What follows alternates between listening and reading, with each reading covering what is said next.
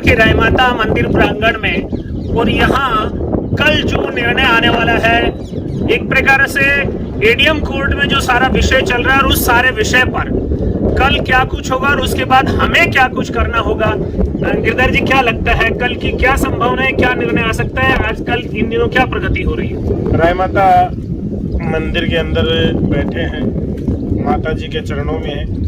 माता जी का निर्णय है वो लगभग हमें पूर्ण तैयार सपने में आ चुका है कि 22 तारीख की तारीख है। राय माता प्रांगण की जो जमीन है उस जमीन के साथ 1 इंच भी जमीन बाहर नहीं दी जाएगी, और वो जमीन है कल की तारीख है। आज कुछ हलचल शुरू हो चुकी है, उनको पता है कि कल क्या होने वाला है। छूट के कोई पैर नहीं होते, पैर जमने थे वो जम गए, कि पैर उखड़ने स्टार्ट हो गए। तो कल का फैसला है वो राय माता के साथ जमीन का है, वो हमारे पक्ष में आएगा, मुझे पूर्ण विश्वास है और आशा भी है। महेंद्र जी, आपका क्या मानना है, क्या लगता है? आपकी आवाज बुलंद में बताइएगा, आपकी क्यों, क्या लग रहा है, कल का क्या उत्सुकता है आपके मन में? जैसा कि प्रधान जी ने बताया उस बात से मैं सहमत हूँ। राय माता प्रधान जी को तो राय माता दिखाई दी है प्रधान जी को, और मैं कह रहा हूँ एडीएम को राय माता की परछाई जरूर दिखाई दी है रात को, और एडीएम कभी भी वो भंवरलाल नहीं बनेगा, भंवरलाल नहीं बनना चाहेंगे। और निश्चित रूप से उनको भगवान ने सद्बुद्धि दी है और राय माता ने उनको सही राय दी है कि आप अपना फैसला जो है वो राय माता के पक्ष में दें। राय माता के पक्ष में क्या देना है, वो तो सही बात का फैसला देना है, हम तो कोई गलत बात तो करवा नहीं रहे।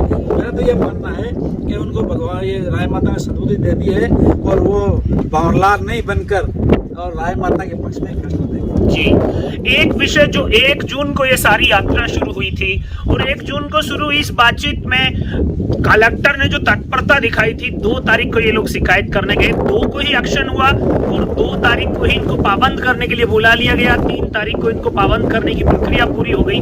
जो तत्परता उस समय दिखाई गई थी और उसके बाद अब जो प्रक्रिया चल रही है, आपको लगता है आपके काम में कोई तत्परता दिखा रहा है प्रशासन, या फिर अभी भी मोलभाव चल रहा है? नहीं, अभी कोई मोल भाव नहीं चल रहा। मेरी समझ में जहाँ तक मुझे है, मेरे दिमाग में एक बात है कि प्रशासन को अक्ल आ गई है, और कलेक्टर भी अभी इस मामले में अपनी गति धीमी कर चुके हैं, और वो भी ये चाह रहे हैं कि कहीं कहीं कोई बड़ा बखेड़ा नहीं हो जाए, उससे पहले ये मामला निपट जाए। तो जहाँ तक प्रशासन है वो कुछ पहले जो हमारे प्रति राय माता के प्रति निष्क्रिय था, और एक समाज विशेष के लिए वो ज़्यादा बात कर रहा था। भंवरलाल के जाने के बाद शायद सभी के दिमाग में एक बात आ गई कि भाई कहीं कल कुछ हो जाए, समाज में हमें भी रहना है, तो शायद थोड़ा सा उनमें एक बदलाव आया है, और ऐसा लग रहा है कि वो लोग ये चाह रहे हैं कि राय माता का जो फैसला है, राय माता की जमीन है, उसको ये लोग खाली कर दें तो अच्छा रहेगा। मेरी दिमाग में गिरधर जी, आप तो राजनीति में सक्रिय हैं, यहाँ प्रशासन और राजनीति दोनों का ही घालमेल चल रहा था, आपको लगता है राजनीति बैकफुट पर खेलने के लिए तैयार हो रही? नहीं, राजनीतिक मंदिर परिसर में तो राजनीतिक नहीं थी। जब आपने बताया कि 1 जून को स्टार्ट हुए, 2 तारीख को पाबंद करने के लिए बुलाया, 3 तारीख को पाबंद कर दिया। जितनी तत्परता दिखाई, ये झुंझुनू जिले के अंदर मंडावा विधानसभा क्षेत्र से 2 बकरी के बल्ले बन चुके हैं। उनको देखते हुए एसडीएम कलेक्टर साहब को और एडीएम साहब को महसूस हो गया कि झूठ के पांव टिकने वाले नहीं है। कहीं राय माता पर्चा हमें नहीं देते, इससे पहले हम राय माता से क्षमा मांग लें। और जो निर्णय, मैं तो शुरू से ये कह रहा था कि जिस प्रकार से जमीन का विवाद खड़ा किया था, तो झुंझुनू के कलेक्टर ने किया था, क्योंकि उससे ये हो गया कि समाज के साथ कोई भला काम करने कुछ समय बचा है, लेकिन झूठ के पाँव नहीं होते। और शुरू से लेके आज तक एकदम पूरे समाज की बात करते आ रहे थे। अब मात्र कुछ घंटों के अंदर राय माता उनका प्रकट हो गई है, और राय माता ने पर्चा देना स्टार्ट कर दिया। मंडावा विधानसभा क्षेत्र के अंदर 3-4 को दे दिया पर्चा, और देख रहे हैं कि हमें कहीं पर्चा नहीं मिल जाए, इससे पहले हम न्याय की बात करें। बहुत अच्छी बात है गिरधारी जी।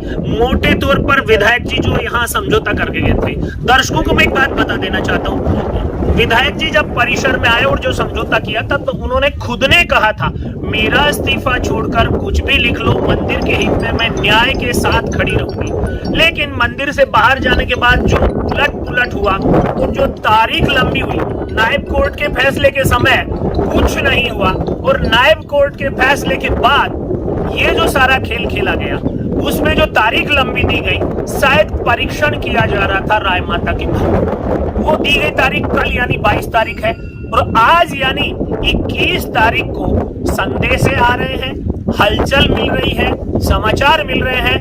हमें भी सूत्रों से जानकारी मिली है कि आज रात को जिन्होंने अतिक्रमण किया था वो अपने कब्जे का सामान वापस उठा कर ले जाने वाले हैं। आपको ऐसी जानकारी कुछ मिली है? जानकारी मिली भी है, पर मैं ये कहना चाहूँगा कि राय माता के भक्तों के साथ मुकदमे पे मुकदमा पाबंद करने का कार्य कर रहे थे, तो 22 तारीख तक यथा स्थिति की बात थी। तो जो खोखा, एक खोखा तो उठ चुका है और बाकी जो खोखे हैं उनको उठाने की बात आप कह रहे थे कि सूत्रों के हवाले से मिली है।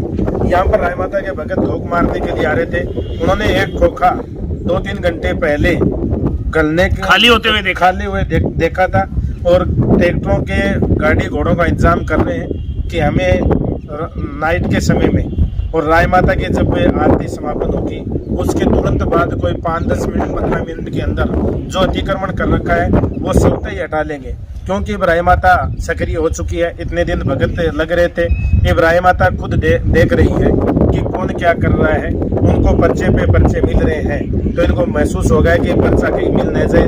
राय माता स्वयं यहाँ के खड़ी हो चुकी है।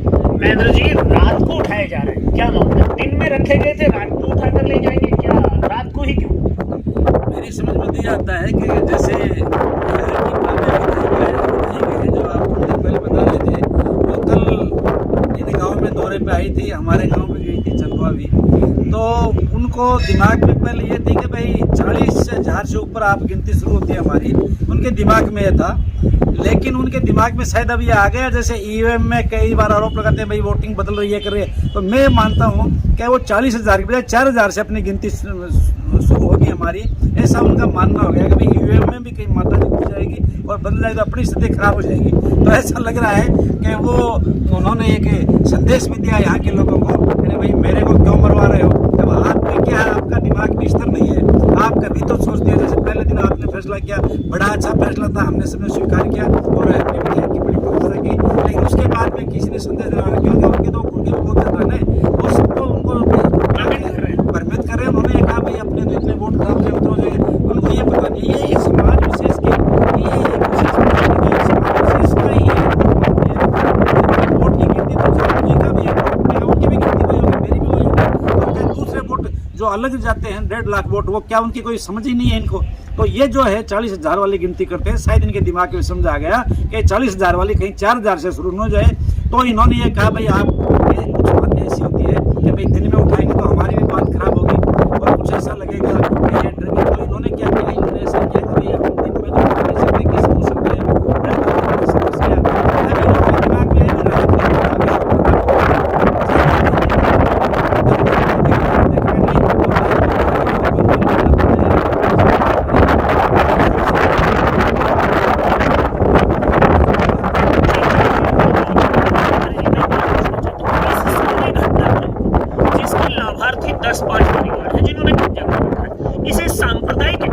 से प्रस्तुत करके उनके लाभ लेने के षड्यंत्र में विधायक जी फंस चुके हैं और अब उससे वापस निकलने की सोच रहे हैं। आपको क्या लगता है? वास्तविकता तो समाज का लेने देने नहीं, कुछ लोग लाभ ले रहे हैं, उन्हीं का लेने देने।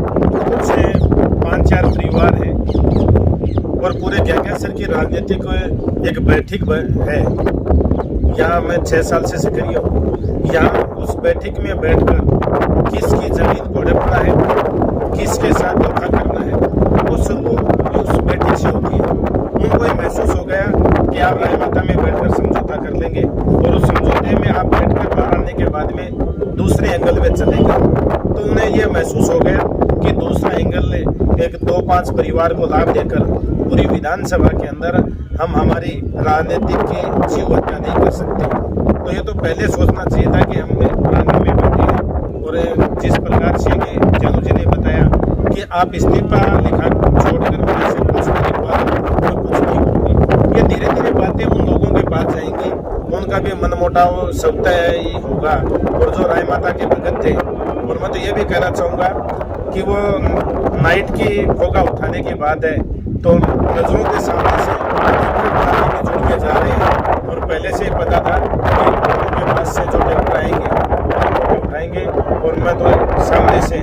यहाँ राय माता परिसर में खड़े हैं, वो यहाँ से गुजर रहे हैं। राय माता की जब भी आरती बंद होगी उनके तुरंत बाद उठाना, गांव के अंदर जो परिवार है 5-4 वो आपस में बैठकर बातचीतें करना स्टार्ट करते हैं। खोखा तो 2-2:30 बजे उठाने की बात थी, लेकिन कह रहे थे ना महेंद्र जी के शर्म आएगी, तो कब्जा है, दिन में उठा लोगे तो भी वही बात है, नाइट में उठाओगे तो भी वही बात है। और यहाँ विधायक जी बैठकर समझौता करके गए थे, उसकी भी कोई खास बात नहीं रही होगी। कह रहे थे कि मैं काम करवा रही हूँ, काम करवाना वो था कि आप जब नोटिस से जज्बा किए थे तुरंत प्रभाव से हटाना चाहिए था, लेकिन राज के दबाव में एडीएम साहब को दबा के और 1 महीने की तारीख, लेकिन पंचायत के अंदर कुछ ना कुछ हम ऐसा जुगाड़ कर देंगे कि इनका निर्माण होगा, वो पक्का निर्माण करवा देंगे। लेकिन राय माता में इतनी शक्ति है कि ऐसा कोई काम करने नहीं दिया।